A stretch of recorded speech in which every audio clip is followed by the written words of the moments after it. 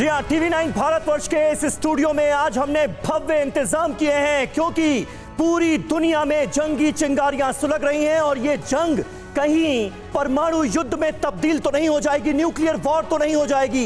ये सवाल हर किसी के जहन में आज इसी का जवाब तलाशने की कोशिश की जाएगी। TV9 भारतवर्ष पर न्यूक्लियर कॉन्क्लेव के जरिए आपके साथ मैं हूं समीर अब्बास, मेरे साथ प्रतिमा मिश्रा मौजूद हैं। लेकिन सबसे पहले आपको लिए चलेंगे हमारे दो और सहयोगियों के पास, रवि मिश्रा और करुणा हमारे साथ मौजूद हैं। करुणा, बिल्कुल, किस तरह से समीर विश्व के सामने अब न्यूक्लियर खतरा मंडरा रहा है, ये आज दर्शकों को पता चलेगा TV9 भारतवर्ष के जरिए।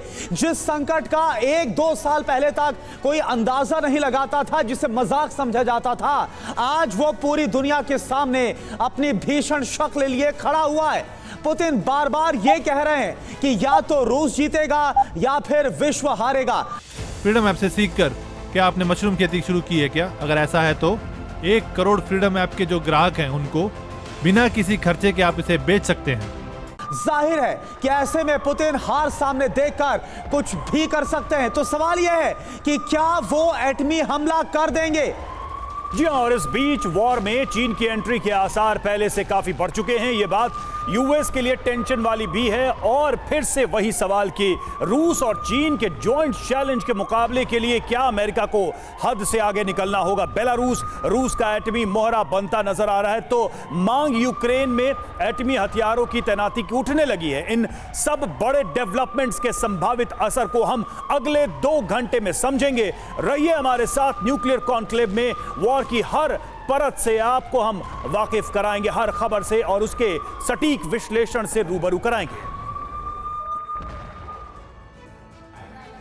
जी हाँ, न्यूक्लियर कॉन्क्लेव की करने जा रहे हैं शुरुआत। हमारे साथ इस स्टूडियो में तमाम खास मेहमान भी इस वक्त हमें ज्वाइन कर चुके हैं। एटमी खतरे की एक एक बारीकी आज हम समझेंगे, लेकिन उससे पहले आइए अब समझते हैं कि कैसे दुनिया में एटमी वॉर की जमीन पूरी तरह से तैयार हो रही है और किसी एक जगह उठी चिंगारी पूरी दुनिया को अपनी चपेट में ले सकती है। प्रतिमा, बिल्कुल, हम उन्हीं 7 किरदारों की बात करेंगे जिनसे पूरे विश्व को, पूरी दुनिया को न्यूक्लियर खतरा बढ़ गया है। तो उन 7 किरदारों की बात करें और शुरुआत करते हैं। सबसे पहले किरदार की बात हम करने जा रहे हैं। देखिए, सबसे पहला किरदार कौन है? रशिया, जो इस वक्त खुद को यूक्रेन के साथ जंग में झोंके हुए है। मैं इस तरफ आ जाती हूँ समीर, और सबसे पहले इसी की बात कर लेते हैं। देखिए, एटमी टकराव की स्थिति क्यों बन रही है? हार की आशंका में पुतिन कभी भी एटमी ऑप्शन आजमा सकते हैं और हमने देखा किस तरीके से स्टार्ट समझौते से उन्होंने खुद को अलग कर लिया।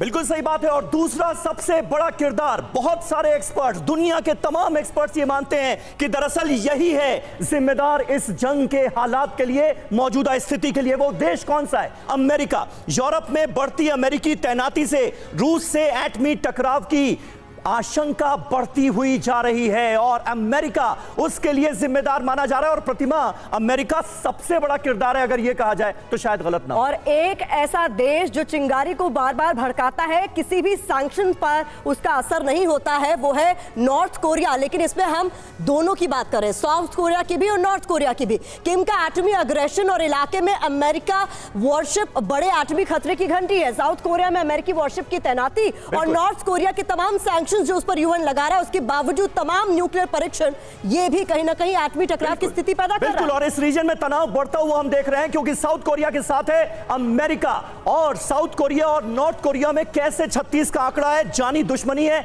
ये हम सब जानते हैं। फ्रीडम ऐप से सीखकर क्या आपने मशरूम खेती शुरू की है क्या? अगर ऐसा है तो 1 करोड़ फ्रीडम ऐप के जो ग्राहक हैं उनको बिना किसी खर्चे के आप इसे बेच सकते हैं।